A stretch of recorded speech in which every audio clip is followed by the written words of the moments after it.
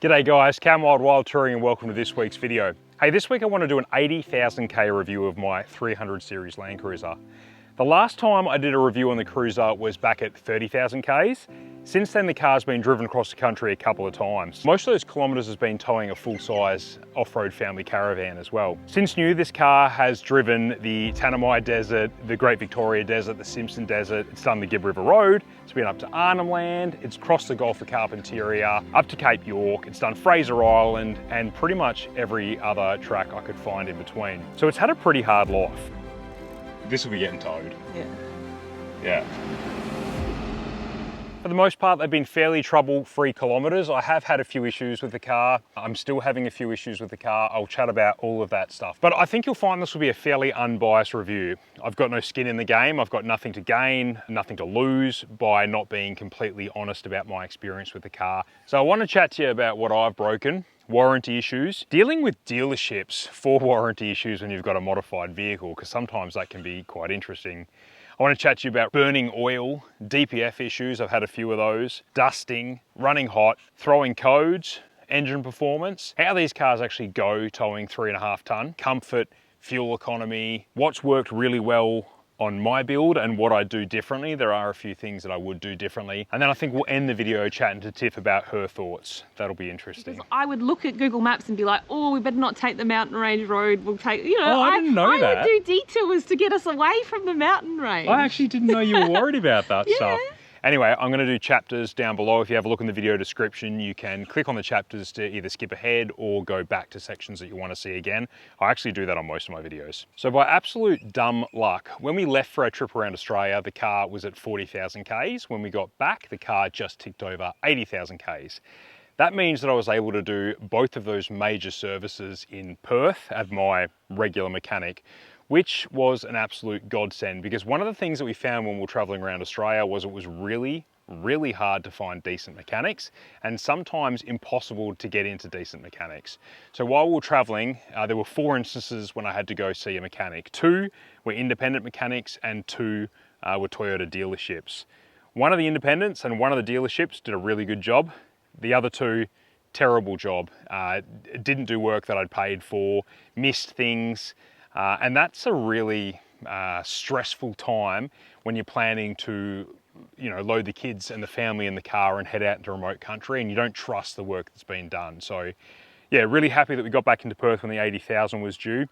And I didn't want to film this video until I got that 80,000k major service done, because I wanted to get the car up on the hoist and get the boys to have a look under it and see if there was anything else that I wanted to add to this video, anything else that had broken that I hadn't quite picked up yet. So I took the car to AGD Auto in Wangara. Aaron and the boys there are really good with Toyotas. If you don't have a decent mechanic in Perth, I would highly recommend them. I was particularly interested to see the condition of the transmission fluid once the car was up on the hoist. The trans in the Cruiser has definitely been running hotter than I'd like, and I'll chat a little bit about that later on in the video.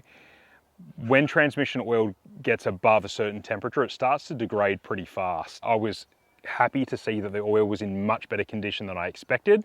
The color was still pretty good. I will be getting that transmission flushed and replacing the filters another time. I just ran out of time on the particular day that AGD had my car.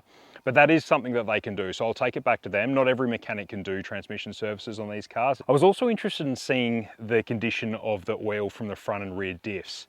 I don't have extended diff breathers on this car. I probably should have. It's something I'll look into in the future. So I was interested to see if there was going to be any water in the diff centers. I was hoping not. Luckily there wasn't. And I can attribute that probably to a couple of things. Before I do a water crossing, I will almost always walk it. And that does 2 things. One, it allows the car and the running gear to cool down a little bit before you do your water crossing. If you drive straight into a water crossing with hot running gear, as the diff cools down quickly and contracts, it can suck water into it, and then it can mix with the water can mix with the oil. So by stopping and walking the water crossing, you give the car time to cool down. You're less likely to have water ingress issues.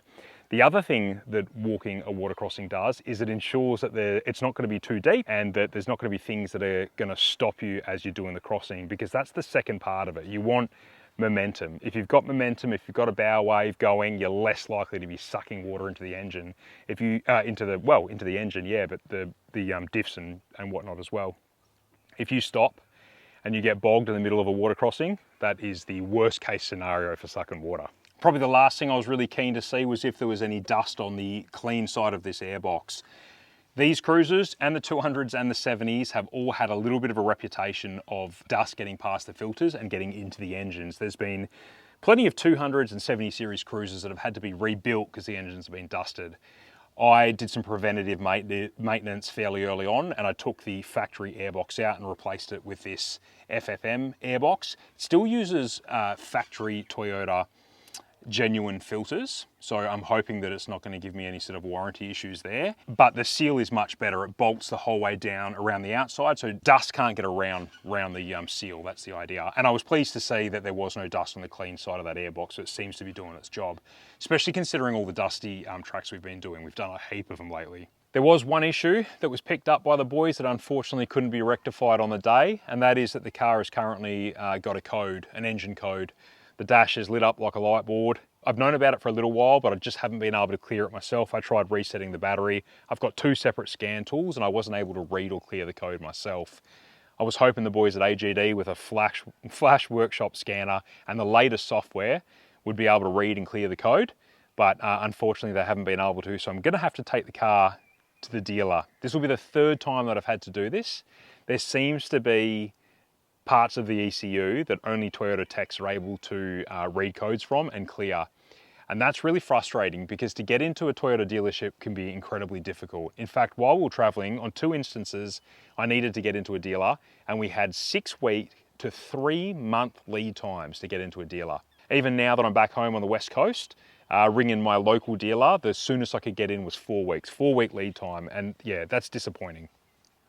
The Toyota dealer, while I was on the phone, told me that the issue I'm having based off the lights that are on the dash at the moment is likely to be a DPF injector or a 7th injector issue, possibly a failure, and it's going to require an injector clean, potentially an injector replacement.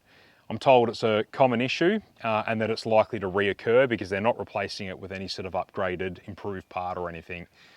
That's going to be really troublesome because of, like I said, difficult to get into a dealer. But also, once I'm out of warranty, what's going to happen there? Who's going to pay for that? So I'm hoping that they do something to sort that out because the only other option I could do myself is to do a DPF delete and get rid of the DPF entirely. But that's obviously illegal and I'm not going to do that. So hopefully they can sort that out before I'm out of warranty. On the topic of warranty, you might remember when we were traveling between Gulf Country and the top of Cape York, the car was handling terribly, just not stable on the road. So I got the car booked into a Petter's brakes and suspension store. They stuck it up on the hoist, they had a look at it. I was hoping that it just needed a wheel alignment and I'd be good to go, but they said they were unable to do a wheel alignment because there was a lot of free play in the steering rack, or so they thought. So they said, take it to Toyota, it's a new car, it shouldn't be having issues. I got into a Toyota dealership 6 weeks later, there was some lead time again. They assessed the car and they said that the intermediate shaft had some play in it and would need replacing under warranty, which they would accept that warranty claim with no dramas. It took another 3 weeks or something to order the part in and get me booked in to replace it. So it was like a 9-week wait altogether. But also the part that they've replaced, the intermediate shaft, again, it's not an upgraded part they're putting in there. So I don't know if I'm going to have that issue again. Or if it was just like a machining issue with my intermediate shaft. What it is, the intermediate shaft is a shaft somewhere between your steering wheel and your steering rack. And it's a shaft that's got a metal spline on it, and it was play or damage in the spline that was causing my issue. The symptoms are, wandering all over the road. Now that I know what it is, I can understand that I was actually getting some symptoms prior to that as well. So I was getting a really light sort of clunking in the steering wheel. And a tiny little bit of play in the steering wheel with a clunk on it, especially when you dropped off a curb or you're on rough terrain. So if you're getting any of that sort of feedback in the steering wheel, take it into a Toyota dealer. Do it now because it might take a while. Actually, I often get asked about how I go getting on with warranty claims having a modified vehicle. There's definitely people out there that are concerned that if they modify their car that they're never going to be able to successfully get a warranty issue sorted out through a dealership, and that's a valid concern, but it's not quite that simple. My understanding is that if you fit an aftermarket part and the aftermarket part itself fails or it directly causes something else to fail, then yeah, that claim's going to be knocked back. For instance, if you've got a chopped, stretched 300 with a tuned motor and you've got a massive GCM upgrade and you have a catastrophic engine failure, they're not going to warrant that. But I've certainly had no issues getting warranty claims over the line with my car. With GVM upgrades and bigger wheels, snorkels and airboxes and throttle controllers and all the bits and bobs I've got, my car's not heavily modified. But as long as you don't fit anything that's pushing it past what it's engineered to do, you're not going to have any dramas. And that's why I've kept my motor pretty factory, other than the airbox. But even then, I've picked an airbox that still allows me to run factory air filters, just to limit the likelihood of me having any issues. No tuning, standard coolers, very standard motor. And it doesn't want for power. It's got plenty of power with a van on the back. They're actually a beautiful car to drive. I will say one thing I wish I did engine mod wise, and I will do, is fit a transmission cooler. Day to day, the transmissions on these things run fairly warm, but you stick a van on the back and you hit some big hills and these things get real hot real fast. I'm regularly seeing temperatures up to 105. I have seen as much as 110 on my car and then I've just backed right off. People talk about driving in manual 7, manually changing the gears to keep the transmission temps down, and I have seen that help. I'm watching it all on a scan tool so I can see a live readout of the transmission temps, and that helps to a point.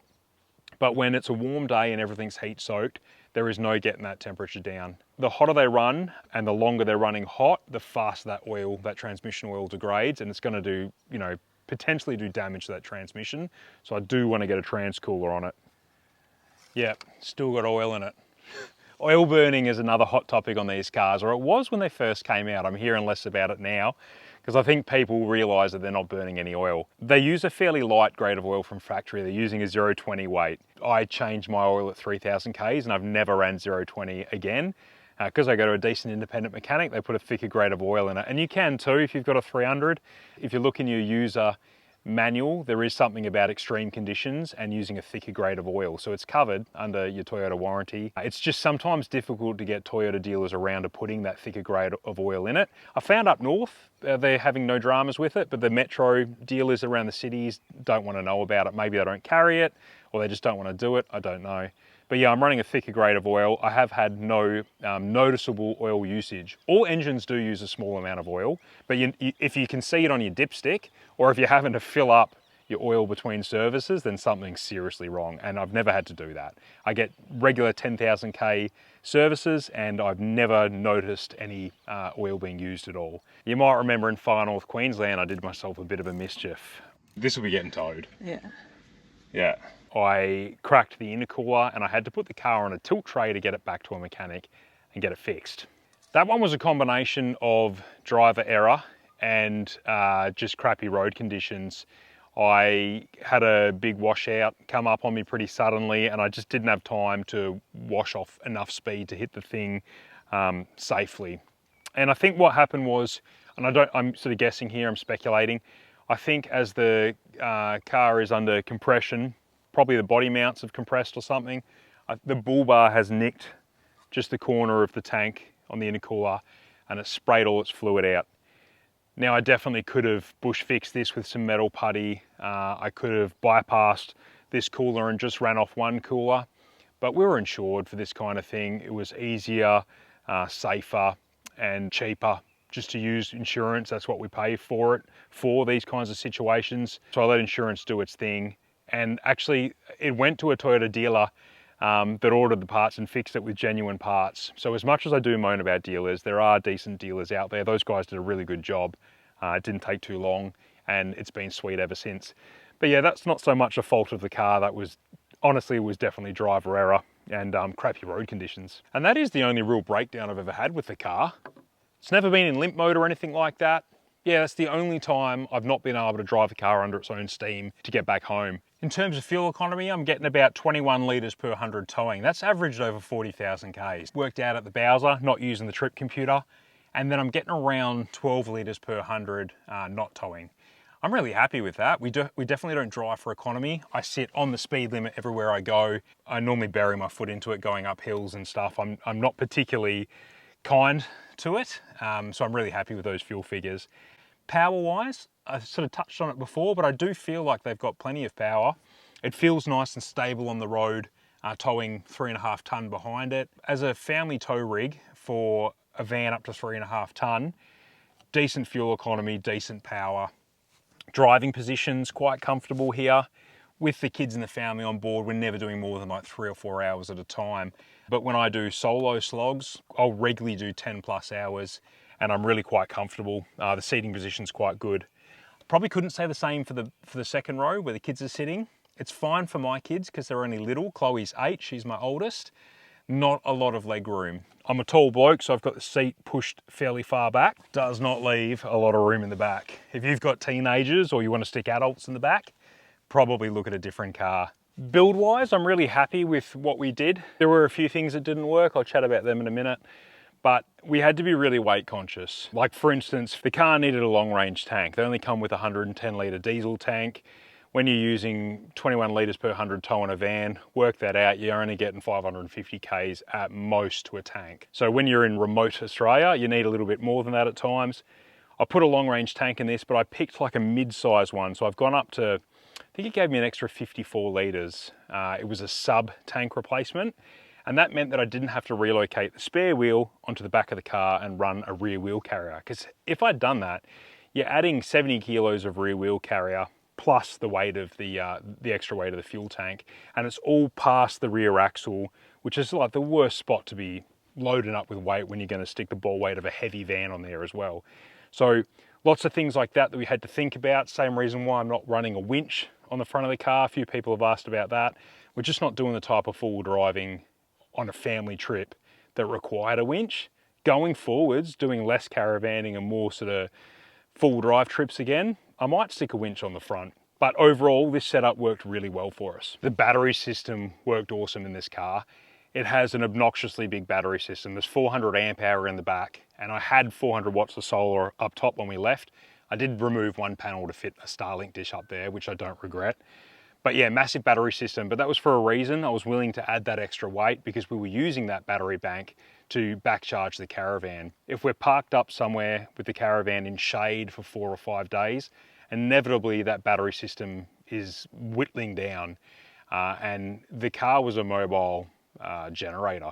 You drive the car around doing day trips all day, going full driving, going into town or whatever. The battery system of the car is fully charged. I can come back to camp, run an extension cord from the GPO's outlets there from the inverter, and I can top up the van. So that worked really well. I'm really glad that we went with a single layer drawer system. Having a drawer fridge was awesome. When we go into town and we get groceries, if we're a fair drive from camp, I can stick the cold stuff in there. Got beers in there all the time. It's probably, yep, it's loaded with beers now. Also really good for doing day trips and stuff. So having a fridge was good, but having like a single layer like this meant that we could ram shopping in there. I could stick swags in there. Now that we're home, the doggo's in here. The setup worked really well. Only downside to this setup, of course, is that I've only got the one fairly small drawer to fit quite a lot of gear in. So you've got to be really savvy with what you take and where you put it. That's why I really do like the Kaon stuff. I've got their side molly panels, the cargo barrier, and the shelf, and I fit heaps of gear amongst it all. Recently picked up some new bags from Kaon. They fit that space up there perfectly. They're massive bags, so I can fit heaps of gear inside them.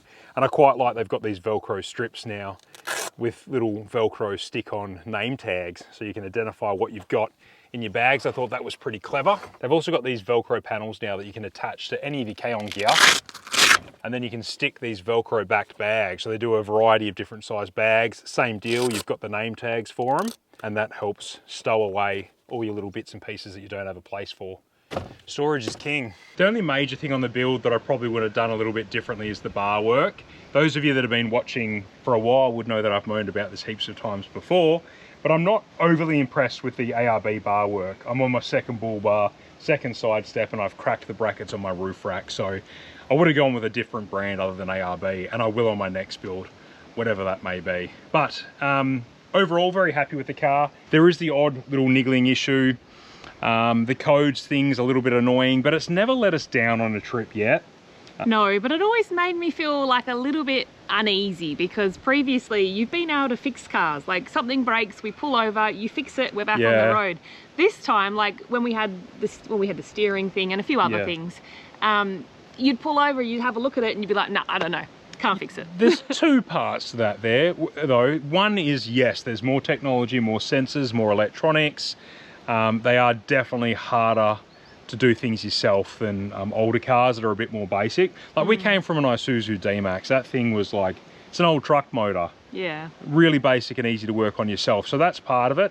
But then the other thing is it's a brand new car under new car warranty. Yeah, you don't want to mess around with it. And we're insured and set up to just get it picked up, taken back somewhere and fixed by mechanics. Yeah. So yeah. I guess also like social media got to me a little bit. Like you heard things from people saying, oh, you didn't buy the first model Land Cruiser, it's always a dud, and who's got issues with this and that, and like you get that little... Were you worried about all that stuff?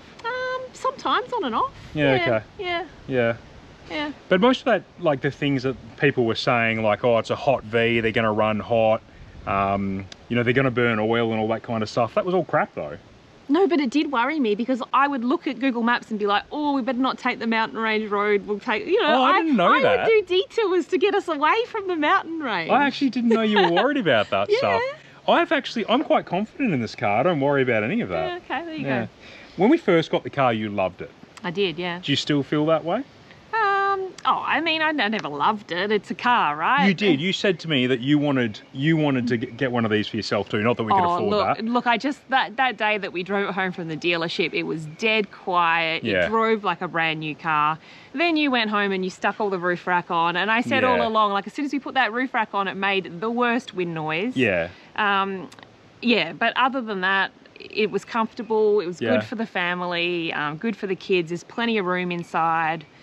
You quite like the upright sort of seating position of a big four-wheel drive as well, hey? I do. I liked having the big, you know, console in the middle, yeah. you know, the glove box. We had a tiny one in the D-Max. Yeah. Yeah, it's been a good car for the family. I don't know if it's a great car for doing both family and your boy stuff. Yeah. But yeah, it's a good compromise. I'd agree with that. It's a good tow rig. I think it's been the perfect car for the trip that we've just done, like towing a full-size van around the country with a couple of young kids in the back. It was perfect. Yeah. Yeah. I'm not planning to replace this car anytime soon. I can't afford to. If I was going to, I don't know what I'd get. But yeah, it probably wouldn't be another Land Cruiser wagon. It might be I don't know, Land Cruiser Ute or something else. I'm not sure. Yeah. But it is a good car. If you're looking at getting the 300 and you're wondering sort of like, you know, would we recommend it or not? I could say yes. I think it's been good. I think it's been a good car. Yeah. Anyway, there is no more to say on this topic. No, we'll see you next week. Regular programming next week, back into the lap stuff. Yeah. We are actually home right now. Yeah. But there's plenty more lap stuff to come. So. Yeah, good few months left still. Yeah. This was just a brief interruption. All right, we'll see you there next week. Cheers, guys. Next week.